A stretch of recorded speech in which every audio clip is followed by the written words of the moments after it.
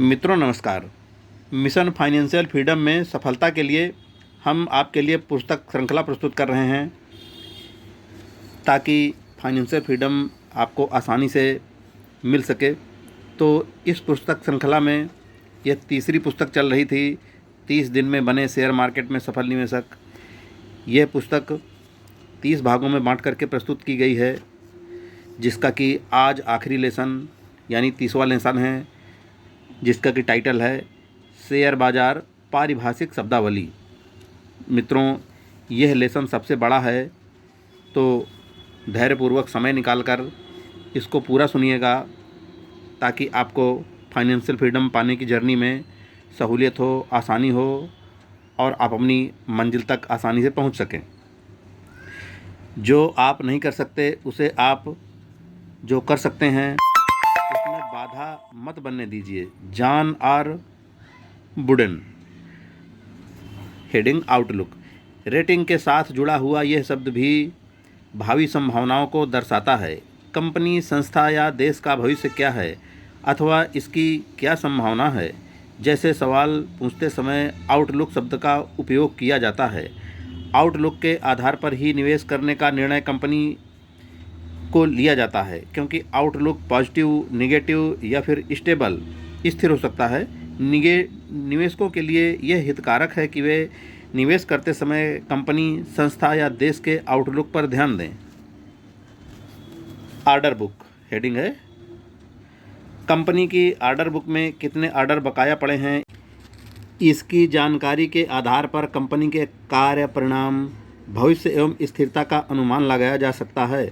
Company के पास order ही न हो या भरपूर ऑर्डर न हो तो ऐसी स्थिति में कंपनी के लिए अच्छी नहीं मानी जाती है, जबकि निरंतर ऑर्डर मिलने वाली तथा ऑर्डर बुक में भरपूर ऑर्डर रखने वाली कंपनी की स्थिति सुदृढ़ मानी जाती है। ऑर्डर बुक भरपूर होने का अर्थ यह है कि कंपनी के पास भरपूर काम है तथा भविष्य में उसकी निरंतरता बनी रहेगी।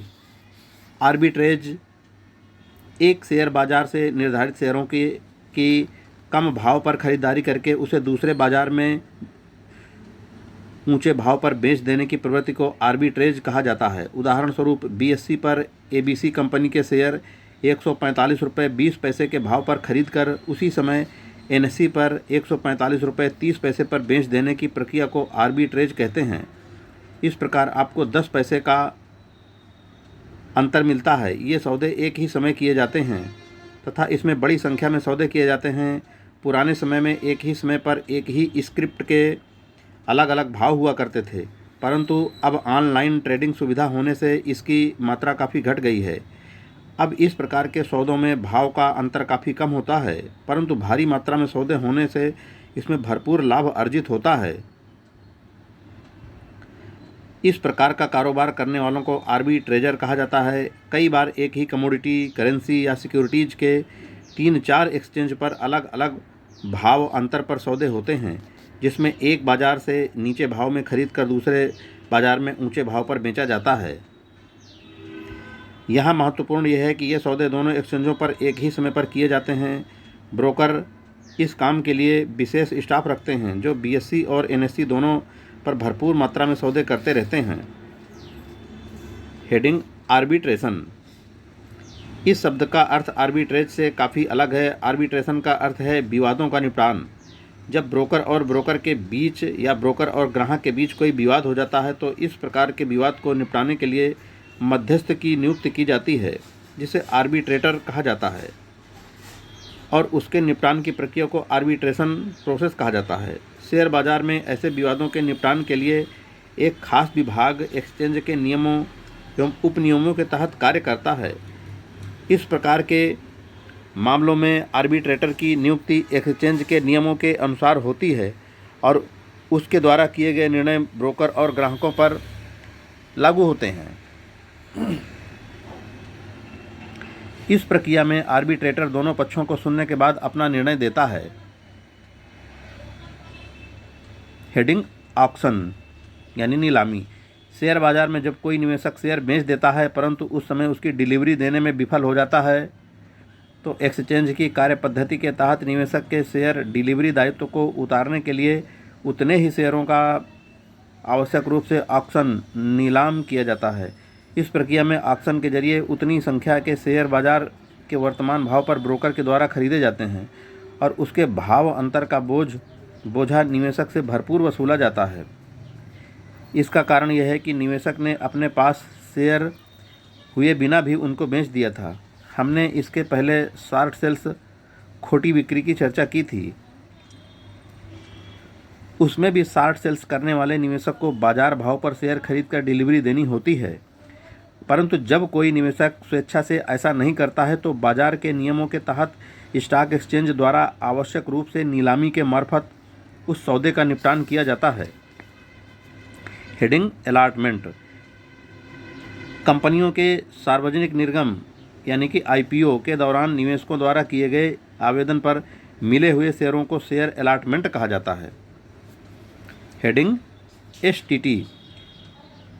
सिक्योरिटी ट्रांजैक्शन टैक्स को सारांश में STT कहते हैं। सरकार के कर नियम के अनुसार शेयर सिक्योरिटीज के प्रत्येक सौदे पर STT लागू होता है। सरकार को इस मांग से प्रतिदिन भारी राजस्व मिलता है। यह कर ब्रोकरों को भरना होता है, हालांकि ब्रोकर इसे अपने ग्राहकों से वसूल लेते हैं। प्रत्येक कॉन्ट्रैक्ट नोट या बिल में ब्रोकर्स के साथ साथ STT भी वसूला जाता है।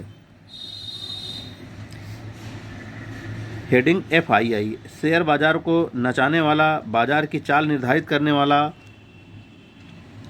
यह शब्द बाजार से संबंधित समाचारों में बार बार सुनने को मिलता है। प्रायः इस बात पर आप अपना ध्यान देते हैं कि FII की लिवाली या बिकवाली के कारण बाजार का यह हाल हुआ। FII यानी कि फॉरेन इंस्टीट्यूशनल इन्वेस्टर अर्थात विदेशी संस्थागत निवेशक। ये संस्थागत निवेशक अंतर्राष्ट्रीय स्तर पर होते हैं। ये अपने स्वयं के देश से लोगों से बड़ी मात्रा में निवेश के लिए धन एकत्रित करते हैं और उनका अनेक देशों में शेयर बाजार में निवेश करते हैं। इन संस्थागत निवेशकों के ग्राहकों की सूची में सामान्य निवेश से लेकर बड़े निवेशक, पेंशन फंड आदि होते हैं, जिसका एकत्रित धन FII अपनी व्यूह रचना के अनुसार विधिक शेयर बाजारों की प्रतिभूतियों में निवेश करके उस पर लाभ कमाते हैं और उसका हिस्सा अपने ग्राहकों को पहुंचाते हैं। क्योंकि इन लोगों के पास धन काफ़ी विशाल मात्रा में होता है और प्रायः ये भारी मात्रा में ही लिवाली या बिकवाली करते हैं, जिससे शेयर बाजार की चाल पर सीधा प्रभाव पड़ता है। भारत में तो अभी उनका ऐसा वर्चस्व है कि लगता है कि शेयर बाजार को वे ही चलाते हैं। वर्ष 2008 में जब अमेरिका में आर्थिक मंदी आई थी, तब इस वर्ग ने भारतीय पूंजी बाजार से अपना निवेश निरंतर निकाला था, जिससे भारतीय बाजार में भी गिरावट हो गई थी। किसी भी FII को भारतीय शेयर बाजार में निवेश करने से पहले अपना पंजीकरण भारतीय प्रतिभूति एवं विनिमय बोर्ड SEBI तथा भारतीय रिजर्व बैंक के पास करवाना होता है तथा इनके नियमों का पालन करना होता है। वर्तमान समय में SEBI के पास 1100 से अधिक FII पंजीकृत हैं। Heading exposure. साधारण शब्दों में इसे जोखिम कहा जा सकता है। जब कोई निवेशक किसी कंपनी में निवेश करता है तो यह कहा जाता है कि उक्त निवेशक ने कंपनी में एक्सपोजर लिया है। एक्सपोजर मात्र कंपनी में ही नहीं है, बल्कि संपूर्ण उद्योग या अर्थतंत्र में भी लिया जाता है। जब कोई निवेशक अन्य देश में निवेश करता है तो कहा जाता है कि उसने उस देश के अर्थतंत्र में या उस देश की कंपनियों, उद्योगों में एक्सपोजर अर्थात जोखिम ली है। वायदे के सौदों में यह शब्द काफ़ी उपयोग में लाया जाता है, क्योंकि जब कोई ट्रेडर फ्यूचर कॉन्ट्रैक्ट करता है तब वह भविष्य की जोखिम लेता है। व्यक्ति जब भी कोई निवेश करता है तब उसके मूल्य में घट बढ़ की संभावना होने से उस निवेश का एक्सपोजर कहा जाता है। बेस्ट बाई हेडिंग है। जो शेयर खरीदने के लिए उत्तम माने जाते हैं या जिन शेयरों की खरीदारी के लिए उत्तम भाव माना जाता है उन्हें बेस्ट बाई कहा जाता है। ये कंपनियां श्रेष्ठ हैं अथवा भविष्य में उनका भाव अपने वर्तमान भाव से बढ़ने की संभावना होती है। ऐसी स्क्रिप्ट या शेयर को बेस्ट बाई के रूप में गिना जाता है। अनेक बार एनालिस्ट विद्यमान स्थिति के आधार पर किसी शेयर को बेस्ट बाई कहते हैं। उस समय उन कंपनियों के शेयर भाव बढ़ने की प्रबल संभावनाएं रहती हैं। हेडिंग है ब्लू चिप। शेयर बाजार की श्रेष्ठ मजबूत कंपनियों के लिए यह शब्द उपयोग में लाया जाता है। किसी कंपनी का ब्लू चिप होने का अभिप्राय यह है कि उसके शेयर निवेशकों के लिए पसंदीदा शेयर हैं। इस प्रकार की कंपनियों के सौदे भी काफ़ी होते हैं, उतार चढ़ाव भी काफ़ी होता है और उनमें निवेशकों का आकर्षण भी खूब बना रहता है। हेडिंग बोल्ट BSE यानी कि Bombay stock exchange online trading. Bolt अर्थात प्रतिभूतियों की ऑनलाइन स्क्रीन आधारित ट्रेडिंग सुविधा उपलब्ध कराने वाला टर्मिनल BSE के सदस्यों को एक्सचेंज की तरफ से इस टर्मिनल की सुविधा उपलब्ध कराई जाती है। Heading bubble. पिछले कुछ वर्षों में यह शब्द भी संपूर्ण विश्व में चर्चित है। विशेषकर बाजार में जब भी कोई भी प्रकरण खुलता है तो उसे बबल बर्स्ट हुआ कहते हैं। ऐसा कहा जाता है कि बबल अर्थात बुलबुला और बस्ट अर्थात फटना। जब किसी शेयर का भाव बुलबुले की तरफ फूटता रहे और एक सीमा पर आने के बाद धड़ाम से गिर जाए तो इसे बुलबुला फूटना कहा जाता है। Heading correction. शेयर बाजार की दैनिक रिपोर्ट में इस शब्द का उपयोग होता रहता है। बाजार खूब बढ़ गया तो और एक दिन निश्चित ऊंचाई पर पहुंचने के बाद तेजी के रुझान के बीच जो गिरावट दर्ज की जाती है उसे बाजार में करेक्शन कहा जाता है। उदाहरण के लिए शेयर बाजार यदि निरंतर 4 दिन एक तरफा बढ़ता रहे और 5वें दिन उसमें गिरावट आ जाए तो उसे करेक्शन के नाम से जाना जाता है। समय समय पर इस प्रकार का करेक्शन बाजार के स्वास्थ्य के लिए अच्छा प्रतीक माना जाता है। निरंतर एक तरफा बढ़ते रहने वाला बाजार जोखिमपूर्ण हो जाता है, जिसमें आगे जाकर एक साथ भारी गिरावट की संभावनाएं बढ़ जाती हैं। Heading corporate action. कंपनी द्वारा जब कभी भी शेयरधारकों या बाजार से संबंधित कोई निर्णय लिया जाता है तो उसे कॉरपोरेट एक्शन कहा जाता है।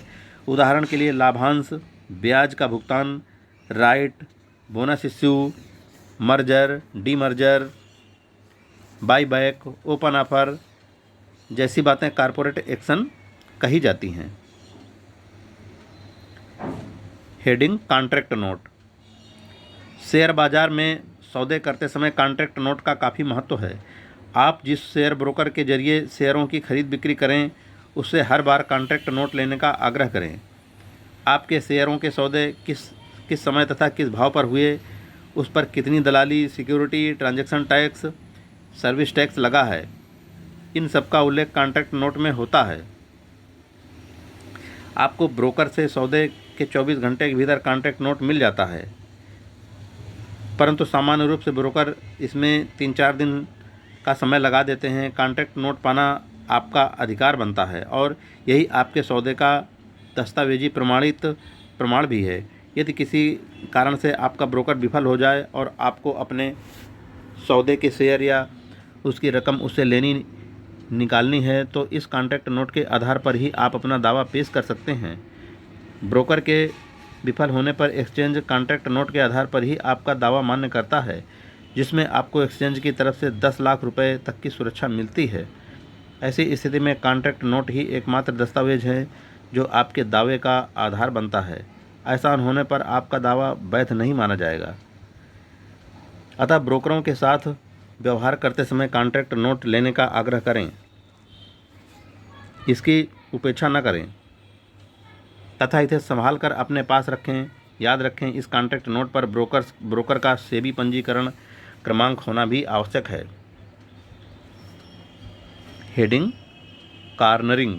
जब कोई निश्चित व्यक्ति या ग्रुप किसी शेयर विशेष की खरीदारी करके उस पर एकाधिकार जमाने के लिए इकट्ठा करता है तो इसे उस शेयर की कॉर्नरिंग हो जाती है, कॉर्नरिंग हो रही है ऐसा कहा जाता है। ऐसा करने के अनेक कारण हो सकते हैं, परंतु यह बात निश्चित है कि ऐसा करने के पीछे उक्त समूह या व्यक्ति की उस शेयर में रुचि है। Heading consent order. प्रतिभूति बाजार में यह शब्द पिछले 1-2 वर्षों से प्रचलित हुआ है। बाजार का कोई भी मध्यस्थी खिलाड़ी नीति नियमों का उल्लंघन करता है तब उसके विरुद्ध कार्रवाई की जाती है। उल्लंघन करने वाली अपनी हस्ती अथवा अपराध स्वीकार न करे तो वह अपना विवाद सेट हाई कोर्ट और सुप्रीम कोर्ट तक ले जा सकता है। ऐसा करने पर उसे काफ़ी खर्च करना पड़ सकता है तथा समय भी काफ़ी बर्बाद हो जाता है। यदि कोई हस्ती इन लंबी कानूनी प्रक्रियाओं से बचना चाहे तो वह अपनी भूल स्वीकार कर लेता है और सेबी उस पर निर्धारित आर्थिक दंड लगाकर एक कंसेंट ऑर्डर जारी कर देती है। ऐसा करने से समय और खर्च बच जाता है, जबकि अपराधी को आर्थिक सज़ा भी मिल जाती है। हालांकि विशेष प्रकार के अपराधों में ही कंसेंट ऑर्डर की सुविधा मिलती है। गंभीर प्रकार के अपराध करके कंसेंट ऑर्डर के जरिए मुक्ति नहीं पाई जा सकती है। न्यायालयों में विवादों के ढेर लगे हुए हैं तथा मामलों के निर्णय आने में वर्षों लग जाते हैं। ऐसी स्थिति में कंसेंट ऑर्डर के जरिए मामलों को निपटाना एक व्यावहारिक मार्ग है। विदेशों में यह प्रथा प्रचलित है। सेबी द्वारा यह प्रथा शुरू करने के बाद अनेक मामलों के निर्णय जल्दी हो पाए हैं और आर्थिक दंड के रूप में इस प्रक्रिया के जरिए काफ़ी धन जमा हुआ है। इस राशि का उपयोग इन्वेस्टर प्रोटेक्शन या एजुकेशन पर किया जा सकता है। हेडिंग डीलिस्टिंग आईपीओ यानी कि पब्लिक इश्यू के बाद जिस प्रकार शेयरों की शेयर बिक्री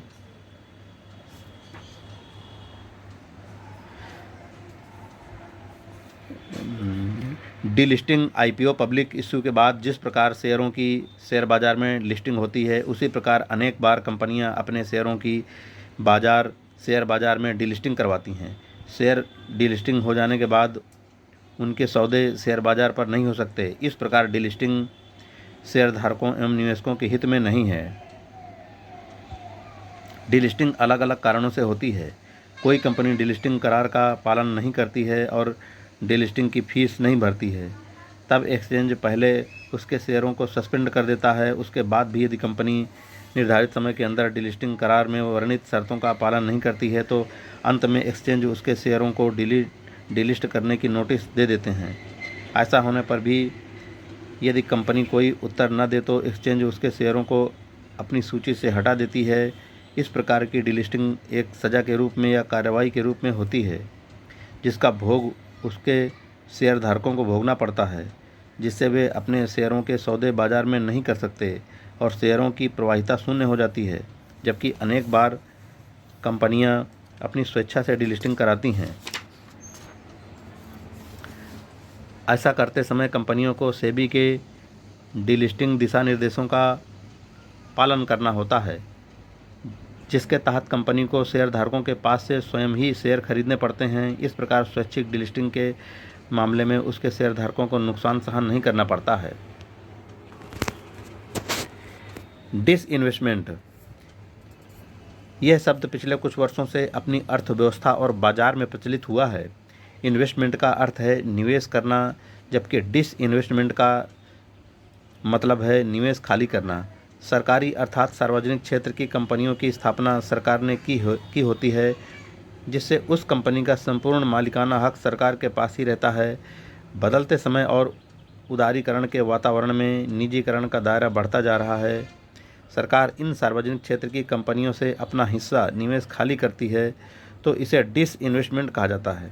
यह खाली किए जाने वाला हिस्सा सरकार सार्वजनिक जनता, निजी निवेशकों, बैंकों, संस्थाओं आदि को प्रस्तावित करती है। इस प्रकार धन एकत्रित करके सरकार उस रकम का उपयोग सामाजिक विकास के कार्यों में करती है। साथ ही सामान्य निवेशकों को सार्वजनिक क्षेत्र की इन कंपनियों में अपनी हिस्सेदारी लेने का अवसर मिलता है। डिसइन्वेस्टमेंट के बाद शेयरों की स्टॉक एक्सचेंज पर लिस्टिंग होती है और उसमें सौदे भी होते हैं। सरकार पिछले कई वर्षों से धीमी गति से डिसइन्वेस्टमेंट कर रही है, जिसके कारण ही अनेक सार्वजनिक क्षेत्र की कंपनियों के शेयर सूचीबद्ध हैं, जिनमें ONGC, NTPC, भेल इत्यादि कंपनियों का समावेश है। वर्ष 2010-11 के बजट में 40,000 करोड़ रुपए डिसइन्वेस्टमेंट के जरिए एकत्र करने का लक्ष्य रखा गया है। हाल ही में सरकार की तरफ से डिसइन्वेस्टमेंट का पहला चरण शुरू हुआ है, जिसे ध्यान में रखते हुए बॉम्बे स्टॉक एक्सचेंज ने PSU.com के नाम से एक अलग वेबसाइट भी तैयार की है, जिस पर PSU के डिसइन्वेस्टमेंट से संबंधित आवश्यक जानकारियां उपलब्ध कराई जाती हैं। दीर्घावधि के लिए निवेश करने वाले निवेशकों के लिए ये कंपनियां श्रेष्ठ मानी जाती हैं। निवेशकों को इस साइट से ऐसी अनेक जानकारियां मिल सकती हैं जो उनके निवेश निर्णय में सहायक होती हैं। हेडिंग DP डिपॉजिटरी पार्टिसिपेंट शेयरधारक, कंपनी और डिपॉजिटरी की कड़ी अर्थात DP, बैंक, वित्तीय संस्थाएं और शेयर दलाल आदि DP बन सकते हैं। जिस प्रकार बैंक खाताधारकों की रकम संभाल कर रख सकते हैं, उसी प्रकार डिपॉजिटरी निवेशकों की प्रतिभूतियों को इलेक्ट्रॉनिक स्वरूप में संभाल कर रखते हैं। हमारे देश में NSDL national securities depository limited और CSDL central depository services India limited नाम की 2 डिपॉजिटरी हैं। शेयर बाजार में सौदे करने के लिए निवेशक को अपना डीमैट खाता खुलवाना आवश्यक है। यह खाता डिपॉजिटरी पार्टिसिपेंट के पास खुलवाया जाता है। हेडिंग है डाइवर्सिफिकेशन यानी कि विविधीकरण। शेयर बाजार ही नहीं, निवेश जगत में भी यह शब्द काफ़ी महत्व रखता है। सभी अंडे एक टोकरी में नहीं रखे जाते। आपने यह कहावत तो सुनी ही होगी। इसी प्रकार सारा निवेश एक शेयर में नहीं करना चाहिए, बल्कि अलग अलग शेयरों में करना चाहिए। और इतना ही नहीं, ये शेयर भी अलग अलग उद्योगों से जुड़ी कंपनियों के होने चाहिए। इस प्रकार विविध उद्योगों की कंपनियों के शेयरों में निवेश करना विविधीकरण कहलाता है। ऐसा करने से निवेशकों की जोखिम घटती है, कारण कि यदि सारे अंडे एक ही टोकरी में हों और वह टोकरी गिर जाए तो सारे अंडे नष्ट हो जाएंगे। इसी प्रकार सारा निवेश एक ही कंपनी के शेयरों में हो और दुर्भाग्यवश यदि उस कंपनी के भाव कुछ अनहोनी हो जाए उस कंपनी के साथ कुछ अनहोनी हो जाए तो निवेशकों का सारा निवेश नष्ट हो सकता है। ऐसा करने के बजाय विविध शेयरों में निवेश होने से डाइवर्सिफिकेशन का लाभ मिलता है, जिसमें यदि किसी एक या 2 कंपनियों के शेयर गिर भी जाएं तो अन्य शेयरों में किया गया निवेश उसकी जोखिम को कम कर देता है। अलग अलग उद्योगों के शेयर रखने के पीछे उद्देश्य यह है कि प्रायः किसी एक समय में सभी उद्योगों की कंपनी में मंदी का दौर नहीं रहता है। एक उद्योग में मंदी होने पर दूसरे उद्योग की तेज़ी का लाभ मिल जाता है। हाँ, यह दूसरी बात है कि पूरे वित्त बाजार में ही भारी गिरावट का दौर ना आ जाए। यहाँ यह बात भी समझनी चाहिए कि निवेश का डाइवर्सिफिकेशन मात्र शेयरों तक ही सीमित नहीं रहना चाहिए। निवेशकों को मात्र शेयरों में निवेश करने से भी जोखिम होती है, भले ही उसने अनेक प्रकार के शेयरों में निवेश किया हो। पूरा शेयर बाजार ही मंदी की चपेट में आ जाए तब क्या हो। निवेशकों को अपने एसेट का भी डाइवर्सिफिकेशन रखना चाहिए, जिसे दूसरे शब्दों में एसेट एलोकेशन भी कहा जाता है। सरल शब्दों में कहा जाए तो निवेशकों को शेयरों के बाद सोना, चांदी, प्रॉपर्टी, बैंक या कॉर्पोरेट डिपॉजिटरी बॉन्ड्स, सरकारी बचत योजनाओं इत्यादि में भी निवेश करना चाहिए। ऐसा करने से उसकी संपूर्ण जोखिम का विभाजन हो जाता है और वह अपने पूरे निवेश को खोने से बच सकता है। अगली हेडिंग है डिसगोर्जमेंट। यह शब्द उच्चारण में काफ़ी भारी भरकम लगता है, परंतु इसका अभिप्राय काफ़ी सरल है। कोई भी हस्ती शेयर बाजार या पूंजी बाजार में गैर व्यावहारिक तरीके से घोटाले करके दूसरों की रकम डकार ले, तब सेबी ऐसे मामलों की जांच करके इन हस्तियों के पास से गैर व्यावहारिक तरीके से कमाई गई रकम वसूल करने का अधिकार रखती है। इस उद्देश्य से सेबी डिसगोर्जमेंट आर्डर जारी करती है। इस प्रकार की वसूली को डिसगोर्जमेंट कहा जाता है। ताज़ा उदाहरण के रूप में इस शब्द को समझो तो वर्ष 2003 से 2005 के दौरान अनेकों IPO में बेनामी डीमैट अकाउंट खुलवाकर मल्टीपल आवेदन करके अनेक लोगों ने अनुचित लाभ कमाया। चूँकि उस समय बाजार तेज़ी पर था और IPO में शेयर पाने वाले लोगों को सेकेंडरी बाजार में लिस्टिंग के बाद अच्छा लाभ मिलता था। बेनामी मल्टीपल आवेदनों के कारण छोटे आवेदक IPO में शेयर पाने से वंचित रह गए थे। सेबी ने लंबी जांच के बाद ऐसे अनेक लोगों के पास से उनके द्वारा गैर व्यावहारिक तरीके से कमाई गई रकम डिसगोर्ज वसूल की और अप्रैल के शुरुआत में इस वसूल की गई रकम को मुआवजे के रूप में उन लोगों में बांटा जो IPO में उक्त शेयर प्राप्त करने से वंचित रह गए थे। भारतीय पूंजी बाजार के इतिहास में ऐसा पहली बार हुआ। भारत के वित्त मंत्री के हाथों निवेशकों को मुआवजे के चेक दिए गए। इस प्रकार डिसगोर्जमेंट शब्द जरूर भारी है, लेकिन निवेशकों के लिए लाभदायी एवं राहत भरा है।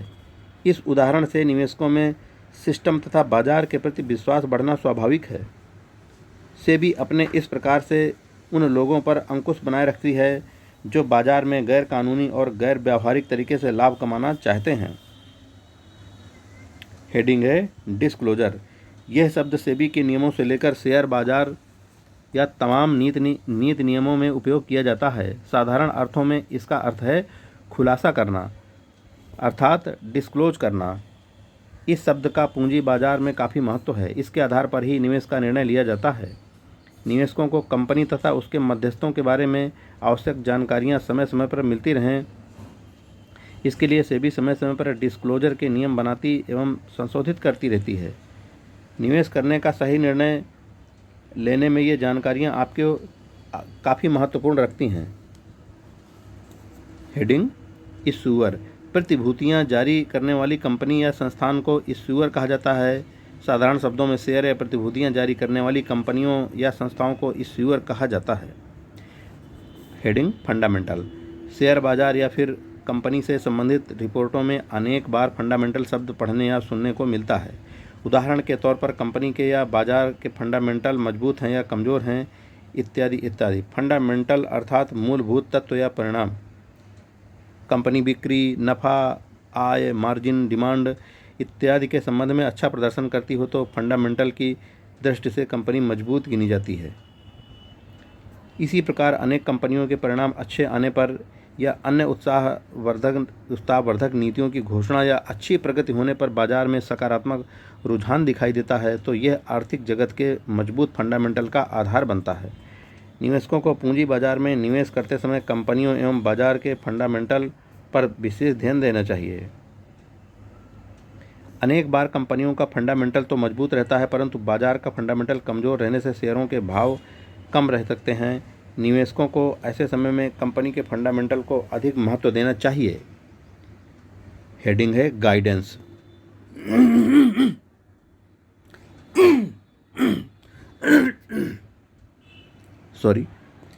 कंपनी जब आगामी समय में होने वाले अपने संभावित टर्नओवर या बिजनेस या कार्य के संकेत देती है तो उसे गाइडेंस कहा जाता है। प्रायः आईटी इंफॉर्मेशन टेक्नोलॉजी कंपनियां इस शब्द का काफ़ी उपयोग करती हैं। इन्फोसिस ने आगामी तिमाही के लिए अपना गाइडेंस जाहिर किया था जिससे उसके शेयरों का भाव काफ़ी चढ़ा। ऐसे समाचार आपने पढ़े होंगे। कंपनी के भाव संकेतों के आधार पर उद्योग विशेष के संकेत का अनुमान भी लगाया जा सकता है। हेडिंग है गाइडलाइन अर्थात मार्गरेखा। सेबी शेयर बाजार अथवा बाजार के मध्यस्थों के लिए जब भी नीति नियम जाहिर करती है तो उसे मार्गरेखा कहा जाता है। इनका पालन करना आवश्यक होता है। दूसरे शब्दों में इसे शर्त एवं नियम भी कहा जा सकता है। केवाईसी, नो योर कस्टमर या क्लाइंट। वर्तमान समय में केवाईसी एक ज़रूरत बन गया है। विशेषकर बैंक अकाउंट, शेयर ब्रोकर के पास ट्रेडिंग अकाउंट या फिर डीमैट अकाउंट खुलवाते समय केवाईसी का उपयोग होता है। बेनामी तथा गैर कानूनी प्रवृत्ति का धन बाजार में प्रवेश न कर पाए, इसके लिए यह नियम लागू किया गया है। नो योर क्लाइंट अर्थात आप अपने ग्राहक को जानो पहचानो। दूसरे शब्दों में कहें तो ग्राहक वास्तव में अस्तित्व में है भी या नहीं, इसकी जांच करना जरूरी हो गया है। काला धन, अपराध व अंडरवर्ल्ड का धन, हवाला का धन आदि बैंकिंग व शेयर बाजार के माध्यम से प्रवेश कर रहा है। ऐसी शंका या भय के आधार पर सरकार ने इस पर अंकुश लगाने के लिए केवाईसी का पालन करना आवश्यक बनाया है। इससे पहले आईपीओ घोटाले के समय बोगस डीमैट और बैंक अकाउंट खुलवाने के प्रकरण प्रकाश में आए हैं, जिनमें कि वास्तव में कोई खाता धारक होता ही नहीं था और अनेक बेनामी और बोगस खाते खुल गए थे। इसके बाद सेबी ने पूंजी बाजार में केवाईसी आवश्यक करने का निर्णय लिया, जो म्यूचुअल फंड के लिए भी लागू हो गया। Heading listing. सार्वजनिक निर्गम में आवेदकों को शेयर आवंटित करने के बाद उन शेयरों को शेयर बाजार की ट्रेडिंग सूची पर सूचीबद्ध करवाया जाता है। इसे शेयरों की लिस्टिंग कहा जाता है। हेडिंग लिक्विडिटी यानी प्रवाहिता। शेयर बाजार में रुपए की आपूर्ति अधिक हो और बढ़ते हुए भाव में भी निरंतर लिवाली बढ़ती रहे तो बाजार में प्रवाहिता अधिक है, ऐसा माना जाता है। इसका एक अर्थ यह भी है कि ले बेच दोनों निरंतर होते रहें और उनमें वॉल्यूम भी काफ़ी हो तो लिक्विडिटी अच्छी कहलाती है। बाजार में तेज़ी के लिए अच्छी लिक्विडिटी होना महत्वपूर्ण है। मंदी में लिक्विडिटी कम हो जाती है अथवा कम लिक्विडिटी होने पर बाज़ार में मंदी आ जाती है। अनेक बार बाज़ार में अनेक लिक्विडिटी के कारण भाव काफ़ी बढ़ने लगते हैं, जिससे बाज़ार में जोखिम बढ़ जाता है। भारतीय रिजर्व बैंक समय समय पर बाज़ार में लिक्विडिटी को अंकुश में रखने के लिए कदम उठाती रहती है। हेडिंग है लुढ़कना, एक ही दिन में भारी गिरावट। शेयर बाजार का इंडेक्स सेंसेक्स या फिर निफ्टी यदि एक ही दिन में काफ़ी गिर जाए तो इसे लुढ़कना अर्थात भारी गिरावट कहा जाता है। सामान्यतः एक ही दिन में 400 से 500 अंकों की गिरावट बाजार के लुढ़कने या फिर इतने ही अंकों की वृद्धि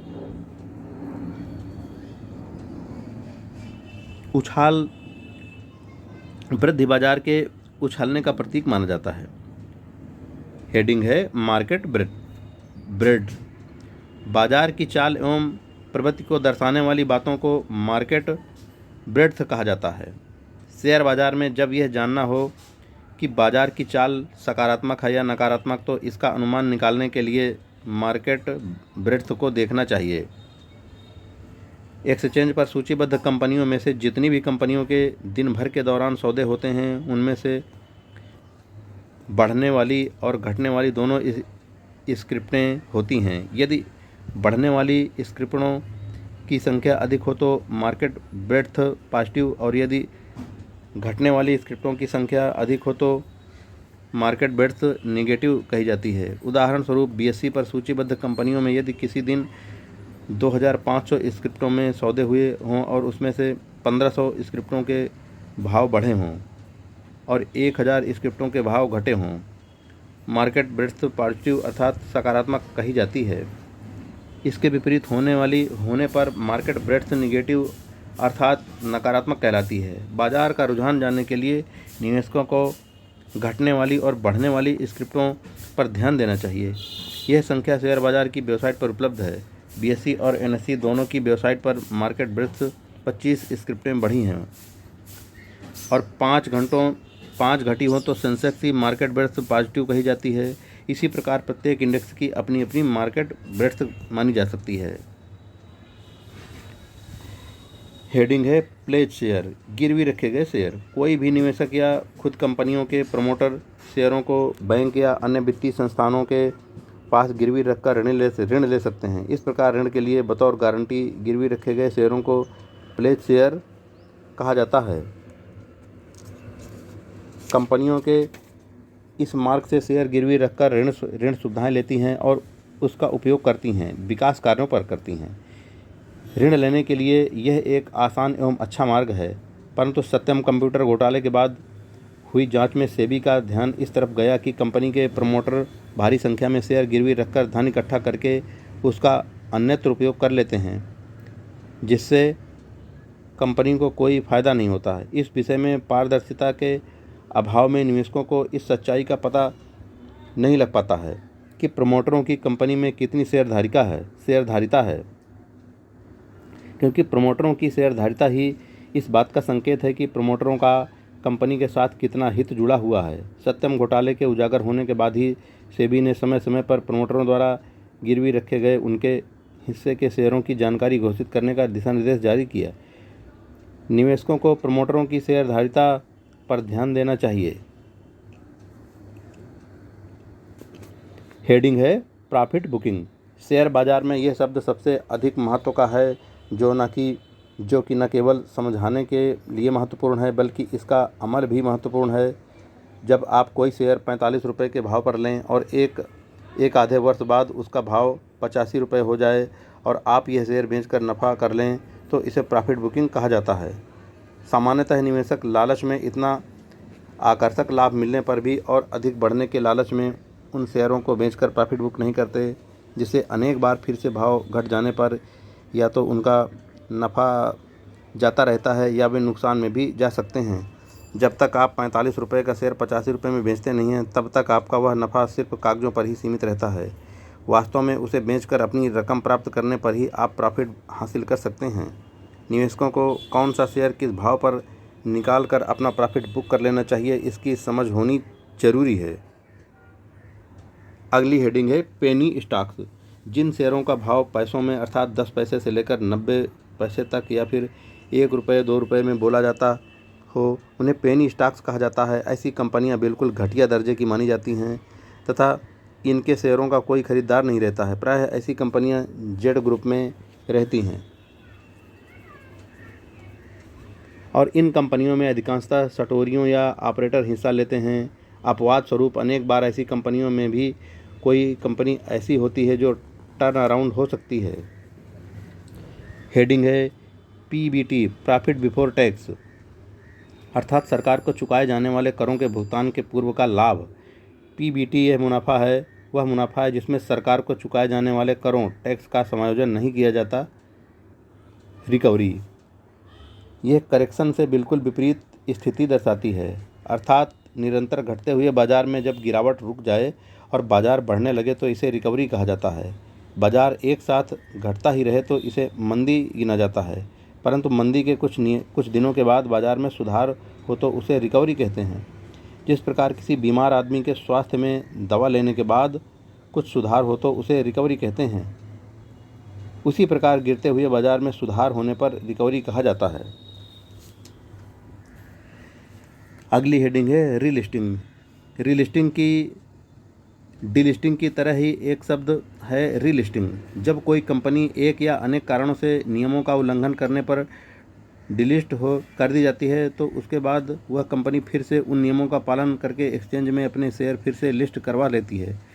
इस प्रकार दोबारा सूचीबद्ध हुई कंपनियों के लिए रीलिस्टिंग शब्द का प्रयोग होता है। निवेशकों के लिए खुशी की बात होती है क्योंकि जिस कंपनी के शेयर भाव मात्र कागज़ के टुकड़ों पर रह गए थे उनमें फिर से प्रवाहिता आ जाती है, उन्हें खरीदा बेचा जा सकता है। हेडिंग है रोल बैक। अभी हाल ही में बजट के बाद वित्त मंत्री के मुंह से यह शब्द बार बार बोला गया। इसका अर्थ यह है कि उठाया गया कदम पीछे नहीं लेना, अर्थात जो निर्णय ले लिया गया है वह ले लिया गया है, उसे वापस नहीं लिया जाएगा। उदाहरण के लिए पेट्रोल की भाव वृद्धि घोषित करने के बाद वित्त मंत्री ने कहा कि उसका रोल बैक नहीं होगा और इसका अर्थात यह हुआ कि भाव वृद्धि की घोषणा वापस नहीं ली जाएगी। रेगुलेशन, इस सरल शब्द का अर्थ इसलिए समझना जरूरी है कि अधिकांश लोग रेगुलेशंस को नियंत्रण यानी कंट्रोल मानते हैं, जबकि वास्तव में रेगुलेशन नियमन है। ऐसे तो इन दोनों की भूमिका एक जैसी लगती है, परंतु वास्तव में ये कहीं अलग भी हैं। कंट्रोल में स्वामित्व का भाव रहता है, जबकि नियमन में नियम का पालन करवाने का इरादा होता है। सेबी नाम की पूंजी बाजार की नियामक संस्था शेयर बाजार, शेयर ब्रोकर, म्यूचुअल फंड आदि का नियमन करती है। संबंधित हस्तियों से नियमों का पालन करवाने की जवाबदेही का निर्वहन करना नियमन है। हेडिंग है रीस्ट्रक्चरिंग। सामान्य अर्थों में इसका मतलब है पुनर्गठन। कॉरपोरेट भाषा में कहें तो जब कोई कंपनी खास उद्देश्यों के साथ अपने घाटे में कमी लाने या लाभदायिकता बढ़ाने के प्रयास स्वरूप जो कुछ फेरबदल करती है, वे कदमों का ध्यान से अध्ययन करना चाहिए। इसका मुख्य उद्देश्य कंपनी की स्थिति सुधारना होता है। अब अगली हेडिंग है रिहेबिलिटाइजेशन अथवा रिवाइवल। जो कंपनी कंगाल होकर बीमार पड़ गई हो तो उसके पुनरुत्थान की संभावना होने पर इसका प्रयास शुरू कर दिया जाता है। इसके लिए BIFR अपना मत व्यक्त करती है तथा कंपनी के प्रबंधन को ऐसा करने के लिए उचित समय देती है। ऐसी कंपनियों के पुनरुत्थान की प्रक्रिया पर निवेशकों को ध्यान रखना चाहिए और उसके आधार पर निवेश करने का निर्णय लेना चाहिए। हालांकि ऐसी बीमार और पुनरुत्थान की संभावनाओं वाली कंपनियों के भाव काफ़ी गिर जाते हैं और उनमें सौदे भी नाम मात्र के होते हैं, परंतु यदि कोई मजबूत ग्रुप ऐसी कंपनी को संभालने के लिए तैयार हो जाए तो कंपनी के शेयरों का भाव रिकवर हो जाता है। ऐसी कंपनियों के जहां निवेश जोखिम भरा होता है वहीं इनमें लाभ की संभावनाएं भी ज़्यादा रहती हैं। अगली हेडिंग रेटिंग। कंपनी के वित्तीय परिणाम, कार्य परिणाम, ट्रैक रिकॉर्ड आदि के आधार पर कंपनी की प्रतिभूतियों या कंपनियों को रेटिंग प्रदान की जाती है जो कंपनी की साख एवं पात्रता का स्तर दर्शाती है। कंपनी या संस्थाओं के अतिरिक्त देश को भी रेटिंग उपलब्ध कराई जाती है। उदाहरण स्वरूप standard and poor, S&P, Moody's जैसी संस्थाएं देश की समग्र स्थिति आर्थिकी के आधार पर संबंधित राष्ट्र को भी रेटिंग प्रदान की जाती है। समय समय पर मौजूदा स्थितियों के अनुवर्ती रेटिंग को अपग्रेड या डाउनग्रेड किया जाता है। किसी देश की रेटिंग ऊंची और अच्छी होती है तो विश्व के अन्य देशों के निवेशक उक्त देश के उद्योग धंधों में निवेश करने के लिए प्रेरित होते हैं। Heading circuit breaker. Circuit filter script पर लागू होता है, जबकि बाजार के इंडेक्स पर सर्किट ब्रेकर लागू होता है। इंडेक्स दिन के दौरान कितने अंक या प्रतिशत बढ़ या घट सकता है, जबकि इसकी मर्यादा को नियंत्रित रखने के लिए सर्किट ब्रेकर लागू किया जाता है। आपने कई बार सुना होगा कि सेंसेक्स या निफ्टी निश्चित प्रतिशत टूटने घटने के कारण बाजार कुछ समय के लिए बंद कर देना पड़ा। सर्किट ब्रेकर का उपयोग बाजार को तेजड़ियों और मंदड़ियों की गिरफ्त से बचाने के लिए किया जाता है, ताकि एक ही दिन में भारी मात्रा में उतार चढ़ाव न हो। समय समय पर सर्किट ब्रेकर की सीमा में फेरबदल किया जाता है। अगली हेडिंग है सर्किट फिल्टर। किसी भी स्क्रिप्ट का भाव एक ही दिन में अनावश्यक रूप से घटे या बढ़े नहीं, अथवा कोई ऑपरेटर खिलाड़ी ऐसा न कर सके। इसके लिए स्टॉक एक्सचेंज प्रत्येक स्क्रिप्ट के उतार चढ़ाव चंचलता को अंकुश में रखने के लिए सर्किट फिल्टर का तरीका अपनाती है। शेयरों के भाव के साथ कोई निरंकुश होकर छेड़खानी न कर सके, इस उद्देश्य से शेयर बाजार विविध सर्किट फिल्टर निर्धारित करता है, जो कि 20% की रेंज में होती है। जो स्क्रिप्ट जितनी ज़्यादा चंचल होती है, उसे अंकुश में रखने के लिए कम प्रतिशत से सर्किट फिल्टर लागू किया जाता है, जबकि कम चंचलता वाली स्क्रिप्टों पर सर्किट फिल्टर का प्रतिशत अधिक होता है। एक्सचेंज सर्किट फिल्टर की सीमा में समय समय पर परिवर्तन करता रहता है। उदाहरण के बतौर ABC कंपनी पर यदि 5% की दर से सर्किट नियम लागू है, तो किसी एक कार्य दिवस में उस कंपनी के शेयरों का भाव अधिकतम या तो 5% बढ़ सकता है या 5% घट सकता है। इससे अधिक की गड़बड़ होने पर उस कंपनी के उस दिन सौदे नहीं हो सकते। यह सर्किट फिल्टर एक दिन के लिए लागू होता है। अगले कार्य दिवस पर उसे फिर से नए सौदे करने की अनुमति मिल जाती है, परंतु उस दिन भी उस पर वही सर्किट फिल्टर की सीमा लागू रहती है। इस प्रकार किसी शेयर में ऊपरी सर्किट तेजी का तथा निचला सर्किट मंदी का संकेत है। निवेशक स्क्रिप्टों पर लगी सर्किट फिल्टर को ध्यान में रखकर उस प्रक्रिया के संबंध में अनुमान लगा सकते हैं।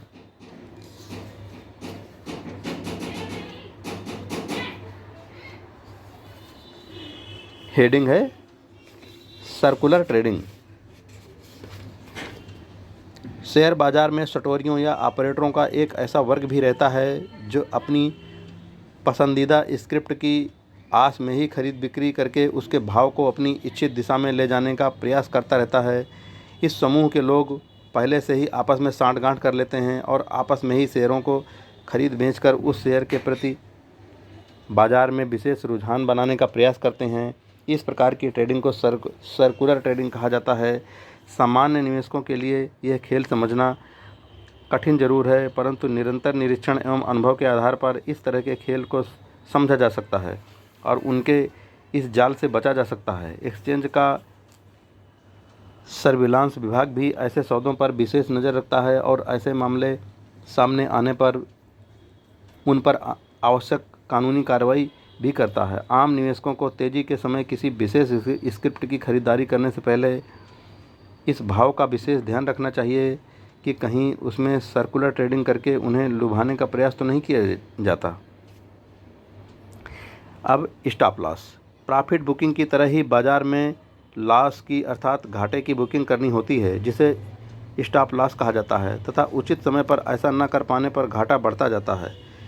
माना कि कोई शेयर 45 रुपये के भाव पर लिया हो और उसका भाव घटकर 38 रुपये रह गया तथा आगे भी उसमें घटने का ही रुझान दिखाई दे रहा है, तो निवेशकों को 38 रुपये के स्तर पर शेयर बेचकर अपने घाटे को मर्यादित कर लेना चाहिए। ऐसा न करने पर घाटे की मात्रा काफ़ी ज़्यादा हो सकती है।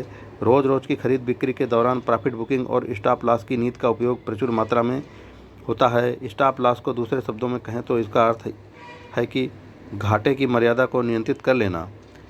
निवेशक इस प्रकार की खास सूचना के साथ अपना ऑर्डर भी रख सकते हैं। अब हेडिंग है स्टिमुलस पैकेज। वैश्विक आर्थिक मंदी के बाद यह शब्द पूरे विश्व में प्रचलित हो गया है। मंदी से उद्योग को उबारने के लिए या उस उद्योग का अस्तित्व टिकाए रखने के लिए जब सरकार राहत पैकेज घोषित करती है तो उसे स्टिमुलस पैकेज कहा जाता है। राहत पैकेज में करों से छूट या मुक्ति, अनुदान, ब्याज माफ़ी, ऋण वापस करने के नियमों में छूट जैसी अनेक सुविधाओं का समावेश होता है। सरकार अपने बजट में ये सुविधाएं उस उद्योग को बचाने के लिए उपलब्ध कराती है। ये सुविधाएं निश्चित समयावधि के लिए होती हैं, स्थायी नहीं। इसलिए जब भी इस तरह का राहत पैकेज वापस लिया जाता है तब संबंधित उद्योग में थोड़ी सी घबराहट जरूर नज़र आती है और उसका असर उन कंपनियों के शेयरों पर भी पड़ता है। हालांकि सरकार राहत पैकेज वापस लेते समय इस बात की सुनिश्चितता करती है कि क्या वह उद्योग अपने बल पर खड़ा होने के लिए लायक बन गया है। राहत पैकेज से संबंधित सरकारी निर्णय उक्त उद्योग की कंपनियों के शेयर धारकों के लिए काफ़ी संवेदनशील होते हैं। हेडिंग सेबी। यह पूंजी बाजार शेयर बाजार की नियामक संस्था है जिसका पूरा नाम securities and exchange board of India है। सेबी का मूलभूत उद्देश्य पूंजी बाजार का स्वास्थ्य, विकास एवं निवेशकों का रक्षण। सेबी का गठन संसद में पारित प्रस्तावों के अनुरूप किया गया है, जो एक स्वायत्त नियामक संस्था है। इसके लिए शेयर बाजारों, शेयर दलालों, मर्चेंट बैंकरों, म्यूचुअल फंडों, पोर्टफोलियो मैनेजरों सहित पूंजी बाजार से संबंधित अनेक मध्यस्थों पर लागू होते हैं।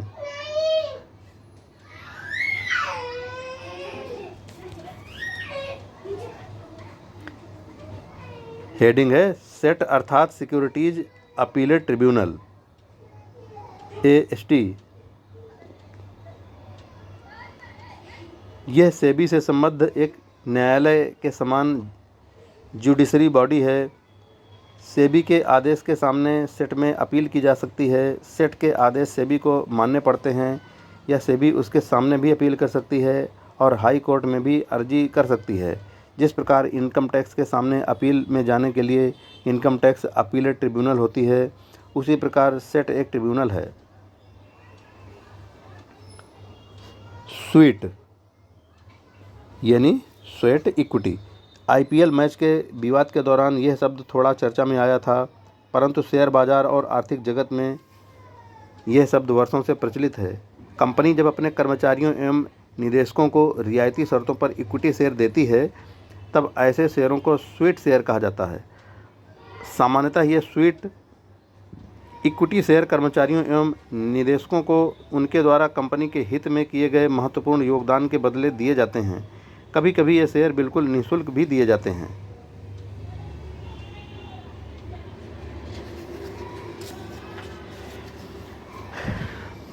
अगली हेडिंग है सिक कंपनी, यानी कि बीमार कंपनी या मंद कंपनी को सिक कंपनी कहा जाता है। कंपनी अधिनियम में बीमार कंपनी की व्याख्या की गई है, जिसके अनुसार जिस कंपनी की नेटवर्थ समाप्त हो गई हो, अर्थात जिस कंपनी का संचित घाटा बढ़कर उसकी नेटवर्थ से अधिक हो गया हो, तो उसे बीमार कंपनी माना जाता है और ऐसी कंपनी बीमार कंपनी कही जाती है।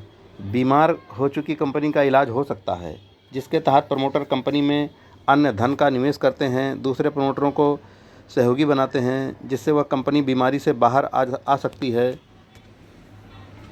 बीमार कंपनी को BIFR board for industrial and financial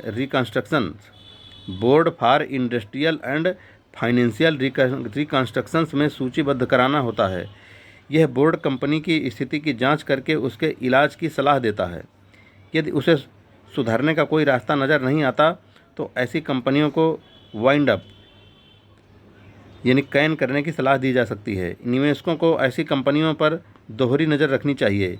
यदि ऐसी कंपनियों के सुधरने की संभावना हो तो उस कंपनी के शेयर कम भाव पर खरीद लेने चाहिए और यदि कंपनी बंद होती नज़र आए तो अपने शेयर बेच देने चाहिए। अगली हेडिंग है सेलिंग प्रेशर। शेयर बाजार में यह शब्द प्रचलित होने के साथ साथ घबराहट फैलाने वाला है। इसका अर्थ है बिकवाली का दबाव। जब शेयर बाजार में निरंतर या बड़ी मात्रा में बिकवाली होने लगे तब ऐसी स्थिति को सेलिंग प्रेशर कहा जाता है। इससे बाजार मंदी की ओर जाता है। सेलिंग प्रेशर पूरे बाजार का भी हो सकता है या एफआईआई या म्यूचुअल फंड जैसे समूह का भी हो सकता है।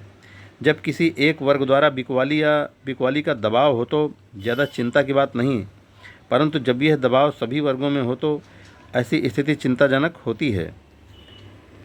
अगली हेडिंग शेयर होल्डिंग पैटर्न। यह शब्द निवेशकों में अधिक लोकप्रिय नहीं है, परंतु इसका महत्व काफ़ी है। प्रत्येक कंपनी का शेयर होल्डिंग पैटर्न होता है।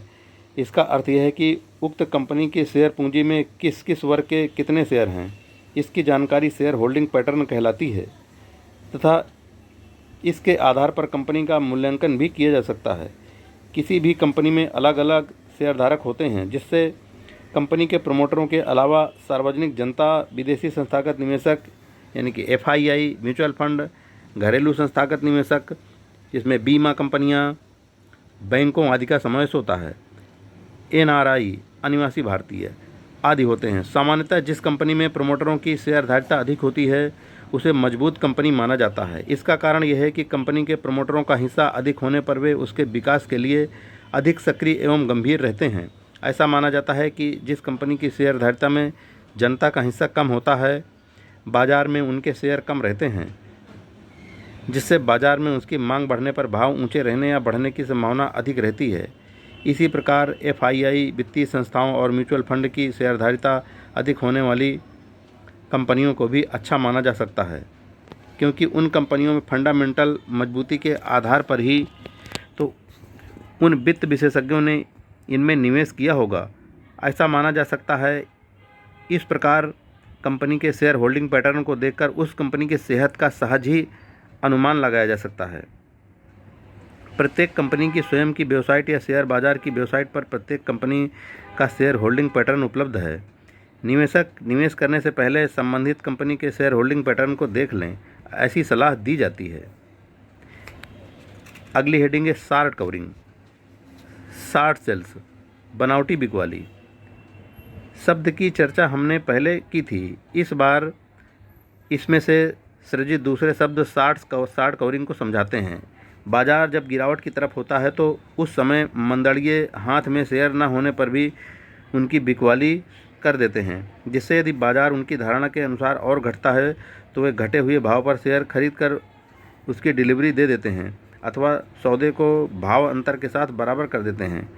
इस प्रकार जब बाजार में अधिकांश कारोबारी खोटी बिकवाली करके बाद में शेयरों की खरीदी करने लगें, अर्थात शॉर्ट सेलिंग करने के बाद खरीदी करने लगें, तो ऐसी स्थिति को शॉर्ट कवरिंग कहा जाता है।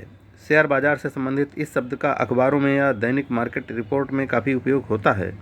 शॉर्ट कवरिंग के कारण बाजार घटने से रुका या बाजार रिकवर हुआ, ऐसी बातें सुनने को मिलती हैं। इस प्रकार शॉर्ट कवरिंग गिरते हुए बाजार को थामने का काम करता है।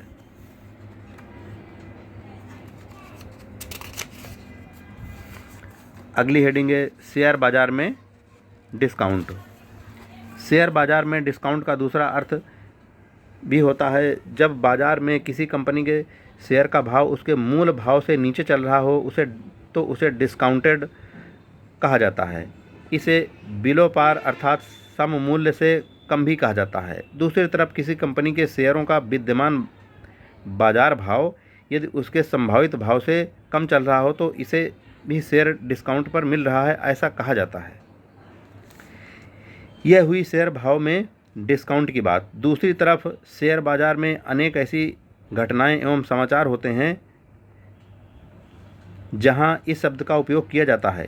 किसी घटना के होने की संभावना मात्र से बाजार पर इसका असर पड़ जाए और वह घटना वास्तव में घटित होने पर उसका खास असर बाजार पर न पड़े तो कहा जाता है कि वह घटना डिस्काउंट हो गई। उदाहरण के लिए रिजर्व बैंक की घोषणाएं होने की संभावना से ही बाजार पर उसका असर पड़ जाए और सचमुच घोषणा होने पर उसका कोई खास असर दिखाई न दे तो कहा जाता है कि रिजर्व बैंक की घोषणाएं डिस्काउंटेड हो गई। हेडिंग टॉप और बॉटम। शेयर बाजार में जब भी कोई शेयर या सूचकांक अपने उच्चतम स्तर पर पहुंचता है तो कहा जाता है कि उक्त शेयर या उक्त इंडेक्स ने अपना टॉप बना लिया। इसी प्रकार निचले स्तर पर होने पर बॉटम कहलाता है। यह टॉप या बॉटम समय अर्थात समय अंतराल के आधार पर निर्धारित होता है। उदाहरण स्वरूप सेंसेक्स ने वर्ष 2009 में 17,500 का टॉप और 7,600 का बॉटम बनाया था। अगली हेडिंग है टर्न अराउंड। जब कोई कंपनी घाटे से बाहर निकलकर मुनाफा कमाने लगे या भारी घाटा दर्शाने वाली कंपनी का घाटा नाम मात्र रह जाए तो ऐसी कंपनी को टर्न अराउंड कंपनी कहा जाता है। निवेशकों को ऐसी कंपनियां तलाशते रहना चाहिए, क्योंकि ऐसी कंपनियों में आगामी समय में मुनाफे की गुंजाइश बढ़ जाती है, जिससे उनके भाव बढ़ने की संभावना हो जाती है।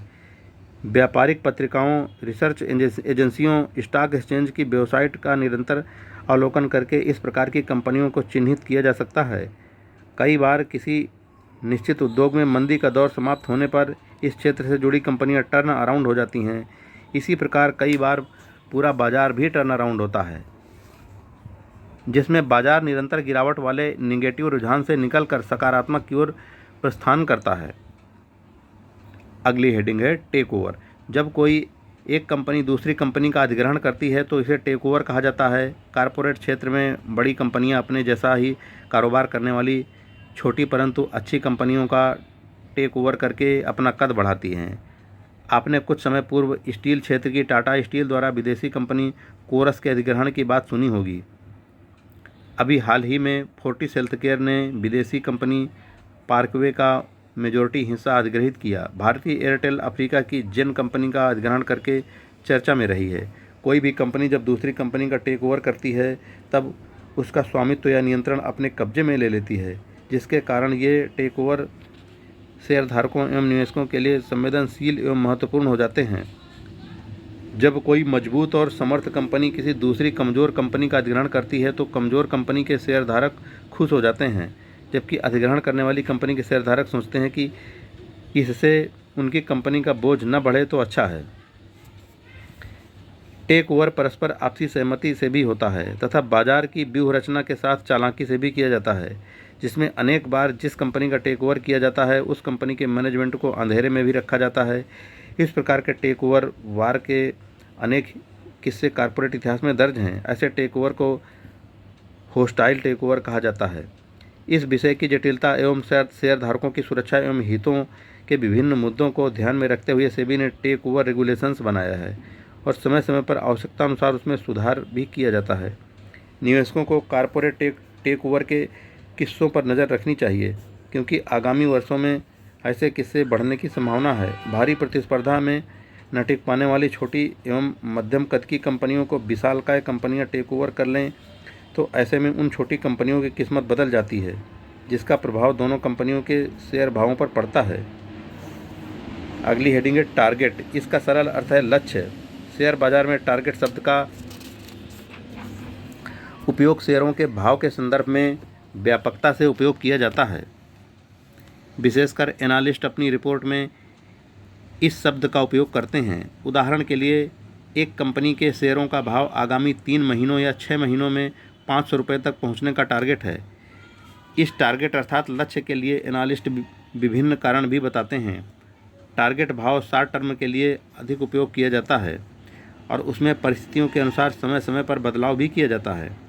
यहाँ इस बात का विशेष ध्यान रखना चाहिए कि जब कोई एनालिस्ट किसी शेयर का टारगेट भाव बताए तो उसके आधार पर आंख बंद करके निवेश नहीं करना चाहिए। तेज़ी के समय ऐसे टारगेट भले ही पूरे हो जाएं, लेकिन हमेशा ऐसा हो ही यह जरूरी नहीं। अगली हेडिंग ट्रिगर। यह शब्द जरा संजीदा है। इसका सादा अर्थ है बाजार का चालक बल या ड्राइवर। बाजार की भाषा में कहें तो मार्केट को ऊंचा ले जाने के लिए किसी ट्रिगर की ज़रूरत होती है। शेयर बाजार एक या अनेक कारक तत्वों के आधार पर संचालित होता है। उसकी गति ऊपर या नीचे की ओर हो सकती है, परंतु बाजार को वेग देने के लिए ट्रिगर पॉइंट जरूरी है। उदाहरण के लिए सरकार जब कोई उदार एवं प्रोत्साहनात्मक नीति जाहिर करती है तब बाजार को ऊपर जाने के लिए ट्रिगर मिल जाता है। अथवा रिलायंस जैसी विशाल कंपनी का परिणाम काफ़ी उत्साहवर्धक जाहिर हो तो यह भी बाजार को ऊपर ले जाने के लिए ट्रिगर बन सकता है। रिजर्व बैंक की ऋण नीति अत्यधिक प्रोत्साहन वाली थी, जिससे बाजार को ऊपर जाने की ट्रिगर मिल गया। इस प्रकार शेयर बाजार की चाल को वेग देने वाले कारक तत्वों को ट्रिगर कहा जाता है। जिंदगी या उसके इस कॉलम को पढ़ना भी आपके लिए ट्रिगर हो सकता है, क्योंकि इसको पढ़कर आप लाभान्वित होते हैं। अगली हेडिंग है यूसीसी, यूनिक क्लाइंट कोड।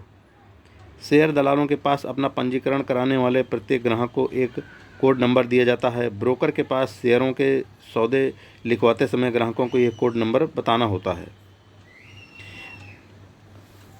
अगली और लास्ट हेडिंग है यूलिप। अप्रैल के महीने में यह नाम विवादित हो गया था। यूलिप का पूरा नाम है यूनिट लिंक्ड इंश्योरेंस प्लान, अर्थात एक ऐसी निवेश योजना जिसमें निवेश करने से व्यक्ति का जीवन बीमा भी हो जाता है। उसके द्वारा किए गए निवेश को सिक्योरिटीज मार्केट में निवेश किया कहा जाता है, जिससे उसे प्रतिभूति बाजार का एक्सपोजर भी मिलता है। अभी हम इसके विवाद की बात करने के बजाय यूलिप के बारे में बताना चाहेंगे। यूलिप एक म्यूचुअल फंड के समान स्कीम है जो निवेश के साथ बीमा का भी लाभ ऑफर करती है। यहाँ यह स्पष्ट करना जरूरी है कि निवेशकों को बीमा प्रोडक्ट में बीमा के तरीके से ही निवेश करना चाहिए। जो व्यक्ति सचमुच अपने परिवार के हित में अपने जीवन को बीमित करना चाहता है, उसके निवेश में बीमे की मात्रा अधिक रहने वाली योजनाओं का समावेश होना चाहिए। यूलिप में बीमा का हिस्सा काफ़ी कम होता है और सिक्योरिटीज़ में निवेश का हिस्सा काफ़ी ऊंचा होता है। यूलिप हो या ऐसी ही कोई अन्य योजना, निवेशकों को चाहिए कि वे इन योजनाओं का बारीकी से अध्ययन करके ही अपनी आवश्यकता के अनुसार इसका चयन करें। मित्रों, आज के 1 घंटा के ऑडियो में इस पुस्तक का यानी कि 30 दिन में बने शेयर मार्केट में सफल निवेशक आज पूरा हुआ। आज यह पुस्तक पूरी हो गई। दोस्तों, यह पुस्तक पूरी सुनने के लिए आपको बहुत बहुत बधाई। दोस्तों, एक अभी लास्ट में हेडिंग थी यूसीसी यानी यूनिक क्लाइंट कोड। इसको अब केवल क्लाइंट कोड कहा जाता है। तो मित्रों, अगर कोई शब्द ऐसा है जो आपको दोबारा समझना है, समझ में नहीं आया है, तो आप पूछ सकते हैं, कमेंट में लिख सकते हैं। धन्यवाद फ्रेंड्स। जय हिंद।